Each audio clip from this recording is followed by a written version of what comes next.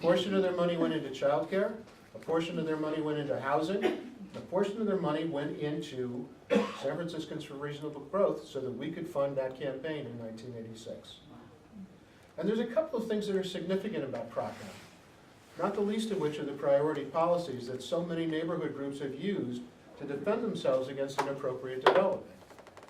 But the most important issue for me was not the annual limit that we codified, even though that saved the city from rampant overdevelopment. I don't know if you remember the 80s.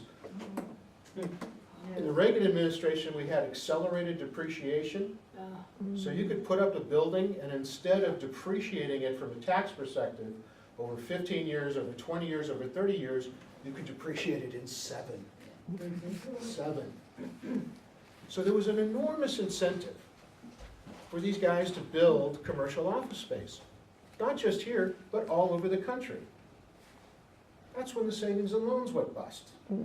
That's when you had see-through buildings in Houston and in Dallas and in Chicago and in New York. We never had that in San Francisco. If you talk to, I had a conversation with the guy who runs government affairs for the Chamber of Commerce just 2 weeks ago.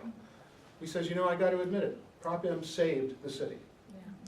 It saved developers. As important as that cap was, the most important thing that we established with PropM was a hard linkage between the construction of commercial office space and the demand that it would create for housing and transit. That hard linkage. It's the first time anybody had ever done that in the country.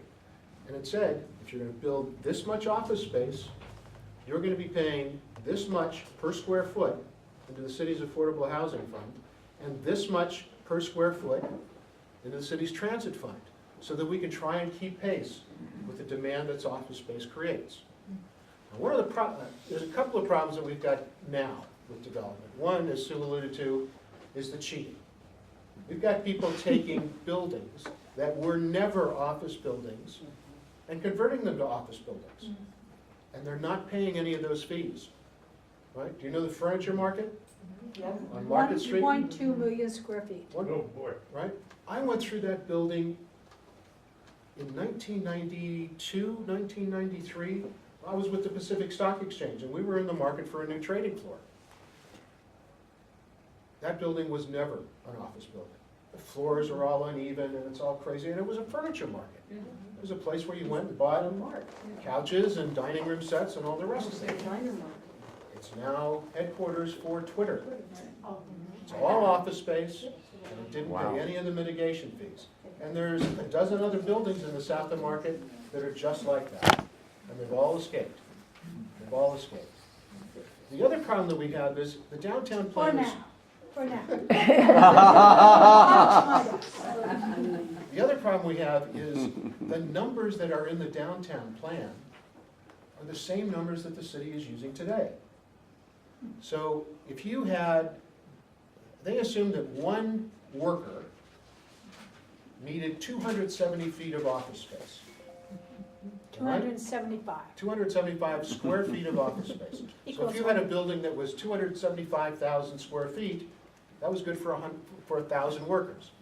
And that created a demand for this many units of affordable housing and this much additional transit service. They also made assumptions about where those people would want to live.